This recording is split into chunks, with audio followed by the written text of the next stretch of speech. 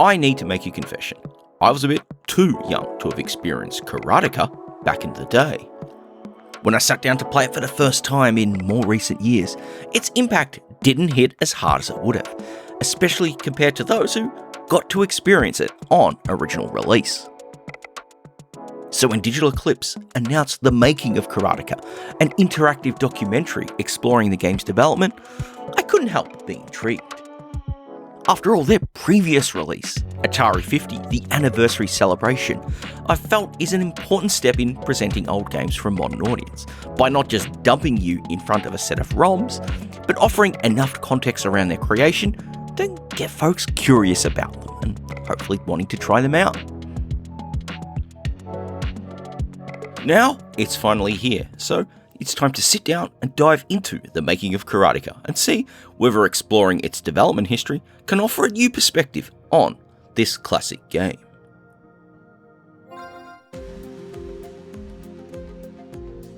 We've had plenty of documentaries about games over the years, but when it comes to games with as much as an impact of Karateka, there's been very little which well and truly dives into the experience of creating them. If you've explored last year's Atari 50, the anniversary celebration, then you should be able to appreciate the framework which is in use here. Across 5 chapters, we don't just see the story of Karateka's development, but Jordan Mechner's journey, from focusing on trying to create arcade clones and their rejections by various publishers, to the sparks of inspiration which led to him creating Karateka. What's great is these chapters are represented in a variety of forms. Sure, you've got a lot of recorded interviews and scans of design notes, documentation, and more. But we've also got some unique pieces to show, focusing on both the rotoscoping animation process used to create the game's sprite work, and a lengthy piece focusing on the composition of the soundtrack. Both of these latter elements are quite intriguing to me because I'm not an artist or a composer, so playing around with the layering of the sprite and tracing layers for those animations, or the breakdowns of the compositions, gave me the language to understand and appreciate them far more than my own experiences could. Gaming is an interactive medium, of course, and the inclusion of a number of development prototypes of both Death Mounts and Karateka itself proved to be wonders, especially in the case of the former, as the playable builds, alongside the back and forth letters between Broderbund and Jordan Mechner, truly shows the challenges of game development when it comes to trying to lock down that vision in a rapidly changing scene. In fact, this was part of what struck an incredibly strong chord with me, as a large part of it echoed my own personal experiences. The struggle to nail that vision down, to get those ideas out of your head and into the computer, could be a long, arduous and painful process, especially when you don't have the back and forth that Jordan did that ultimately led to him abandoning it, and led to me abandoning some of my projects after a much longer period of time. So yeah, Jordan's experiences in creating and ultimately abandoning Death Mounts are ones I'm more than familiar with, and I'm sure any other game creator watching this who has their own abandoned projects which have dragged on will probably feel the same. Of course, that isn't the focus of the story here. It's just the first chapter. Beyond that, we get to peek behind the curtain in the development, the release, and the initial steps into creating a follow-up, both from Broderbund's pitches and proposals, alongside Mechner's own explorations and prototypes. And that's where the narrative story ends. Karateka has launched, it's been a success, and these explorations and prototypes, of course, lead into a much more important game, which is not the focus of this product. But the back half of the Making of Karateka is, of course, being able to actually play the games being talked about in the documentary sequences, armed with some more appreciation of them. What is included here is grouped in 3 categories: unreleased games and prototypes, released games from back in the day, and remastered releases. All of these are emulated with the detail and finesse you'd expect from Digital Eclipse. Unsurprisingly, the focus is primarily on the Apple II, where Karateka originally launched and was developed on, but both the Commodore 64 and Atari 8-bits are also covered here thanks to the inclusion of their respective releases of the game. For those who aren't up for playing these games, the ability to enter watch mode, which plays an automated recording in full, is a great benefit. Though this isn't just a passive watch, as you can hop in at any point and play from that point on, which is great for when you find yourself unable to get past that one painful section. Another great feature is in the ability to swap the controls, from simply replicating the original setups to having direct inputs for your actions. This is particularly handy with the Commodore and Atari versions, because of the way punches and kicks are handled there isn't as precise as it is on the Apple II original, because of those machines and their single fire button joysticks. Something I adore here is the addition of a commentary mode for the Apple version of the game, at least when you're using watch mode. It features both Jordan and his father Francis. It's a great listen to appreciate some of the nuts and bolts included in the game, expanded upon some of the other things you'll have seen across the rest of the development. Last but not least are the remastered takes here. Digital Eclipse created both new versions of Death Bounce and Karateka, and both of these are important in their own way.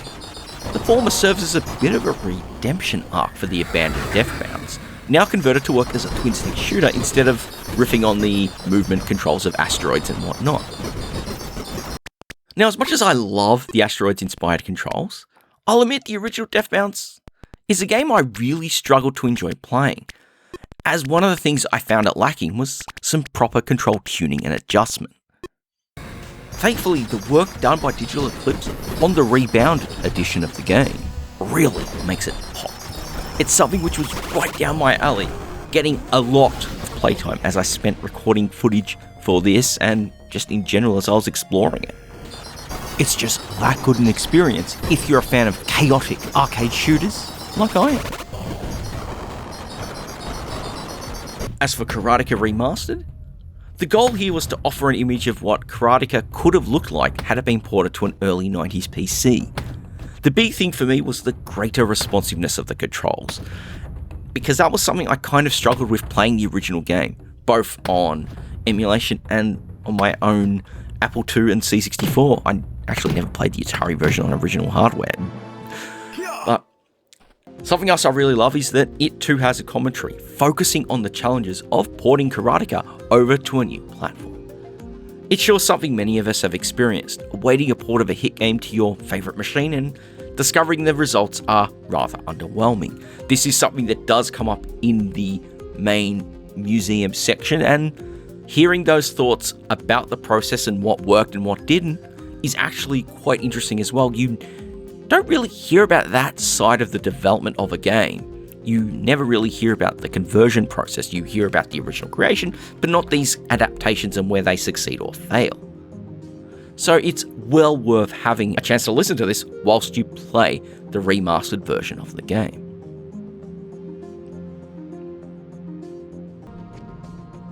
The Making of Karateka struck a much bigger chord in me than I had originally expected.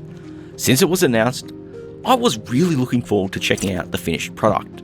And again, my thanks go out to Digital Eclipse's PR for reaching out and offering to send a key my way. Now, most of this interest and excitement comes from my own experience with making games, primarily with my smaller scale personal projects over the stuff I've done professionally. But there's plenty I got out of it from the experience of a games player as well. A great example of this was finally being able to beat it, as I beat both the original Apple II version and the remastered edition as I was spending time with this game.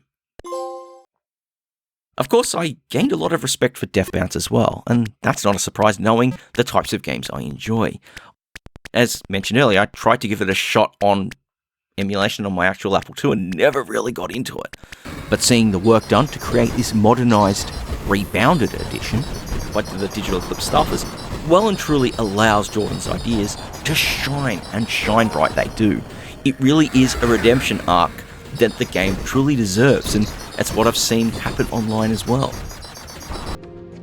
So, if you're someone who's got an interest in learning about how the games they play and enjoy come together, or you're someone who is a game maker who might be curious about the process of games creation in earlier days, then the Making of Karateka, I feel, is an essential purchase. It's one thing to read interviews or a write-up about the process, but to hear it firsthand from the people involved and to see how the techniques made iconic elements happen really adds a significant element of depth to the proceedings here, and I feel it truly shines for that on so many levels. As with Atari 50 before it, it also helps mature the way we celebrate the games in this form. I mean, games are an interactive property, and so they should be celebrated and explored in an interactive way, and really serves as something important, even if you're an enthusiast who can play the games on original hardware in their original form. I also appreciate that we're seeing love for American-developed home computer games, as it feels like most old games appreciation from the US focuses on post-crash console gaming instead of selections from home computers and those earlier days as well. I personally cannot wait for future installments in the Goldmaster series. If entries are going to offer this level of detail, then they're going to be excellent sources for exploring how older games are celebrated and made and whatever else. But with that, there's not much else for me to say. If you enjoyed this video, do consider doing the usual things to help it out. Comments and shares are greatly appreciated after all. Also, a big thanks to Digital Eclipse for sending that review code over, and to the folks who are supporting the channel over on Patreon, which really helps keep this thing going. And of course, what else can I say but thanks to all of you who've sat down and watched this and enjoyed it.